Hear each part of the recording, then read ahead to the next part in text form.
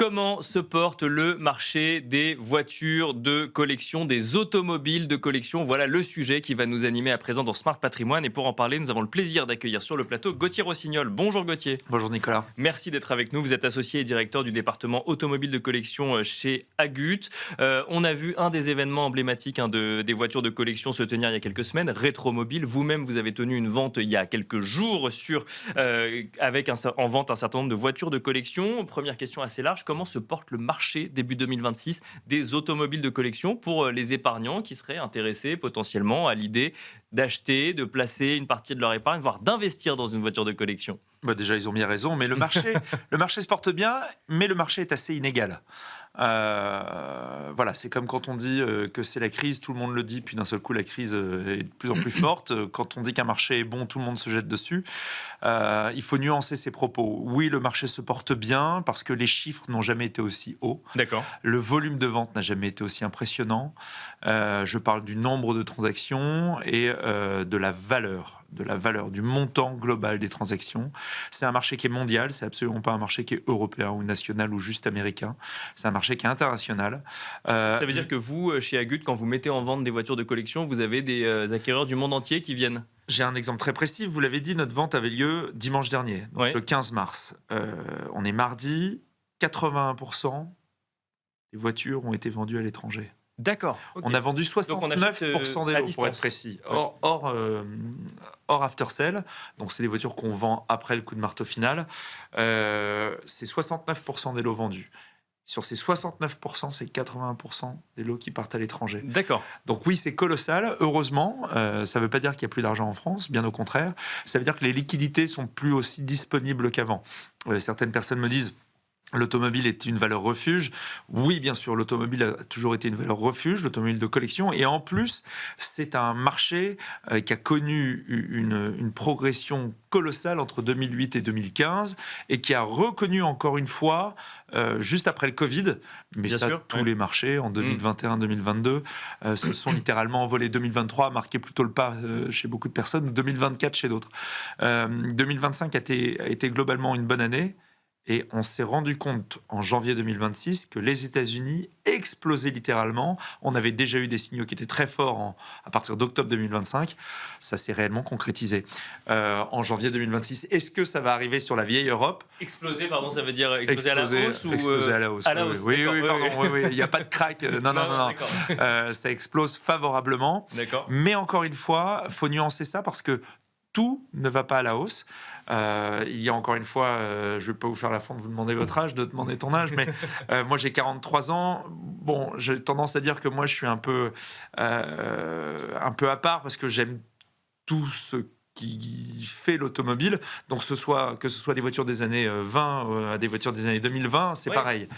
Mais c'est générationnel. Un jeune collectionneur. C'est qu'on est sur un marché où plus les années passent, plus il y a de nouveaux modèles qui arrivent, donc l'offre en fait se renouvelle. Et est-ce qu'on a une demande qui se renouvelle aussi avec des acquéreurs de plus en plus jeunes C'est qui viennent exactement ça, chercher? Nicolas. Je voyais Ouais. par exemple dans la vente que vous aviez dimanche dernier une R5 par exemple qui se vendait, ou une 205. Ça veut dire que là, on est des modèles qu'on a pu connaître dans son enfance deviennent des modèles de collection. Oui. Et il y a une clientèle pour ça. Oui, il y a une clientèle pour ça.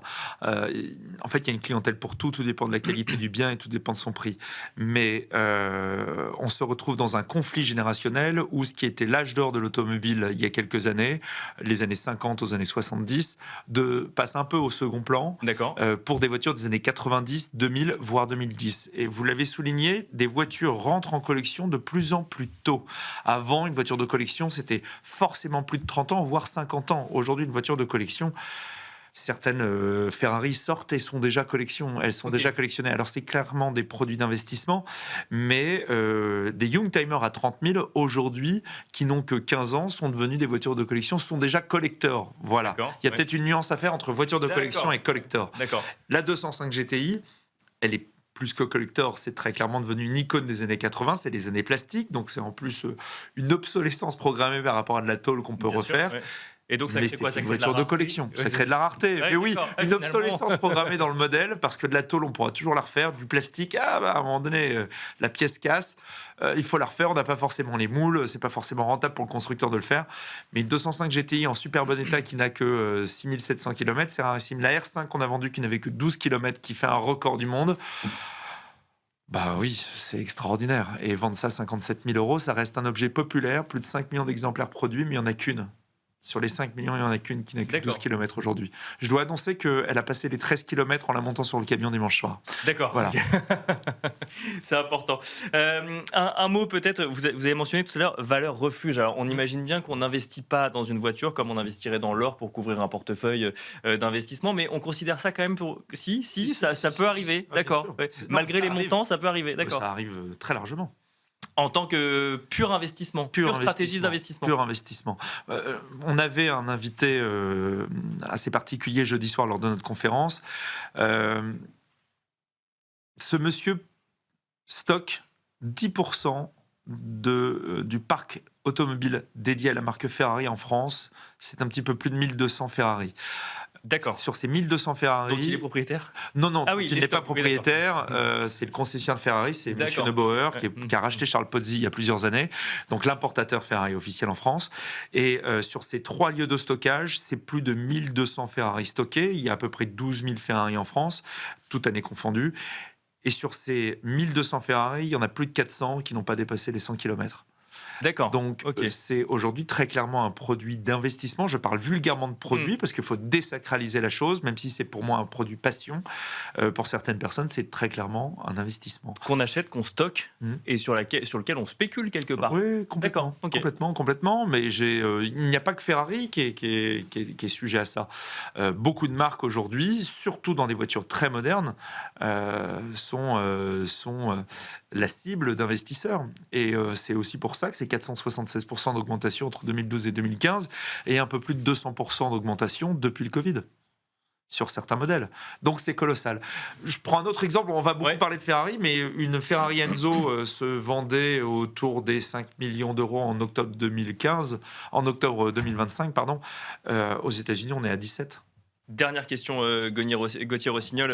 On a parlé des États-Unis qui explosent favorablement sur le secteur donc de l'automobile de collection. En Europe, en France, on peut s'attendre à la même tendance en 2026 ? Il y a 6700 km qui nous séparent et un océan. Nous, on nous appelle souvent la vieille Europe. Forcément, il va y avoir un impact petit à petit et cet impact est bénéfique. La seule chose, c'est que chaque chose prend son temps et en l'occurrence, chez nous, ça prend toujours un petit peu plus de temps. Chez eux, l'argent est désacralisé. Il y a beaucoup plus de cash. C'est l'argent de la tech, c'est l'argent de la crypto. Chez nous, quand on nous dit tout est en bourse et la bourse se porte pas très bien, tout le monde va venir sur l'automobile.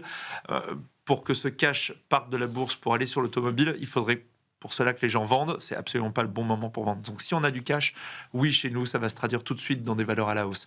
Mais ça va prendre un petit peu plus de temps. Mais très clairement, on voit déjà les premiers effets, ouais, bien sûr. Merci Gauthier Rossignol de nous avoir accompagnés dans la première partie de Smart Patrimoine. Et nous, on se retrouve tout de suite dans Enjeu Patrimoine.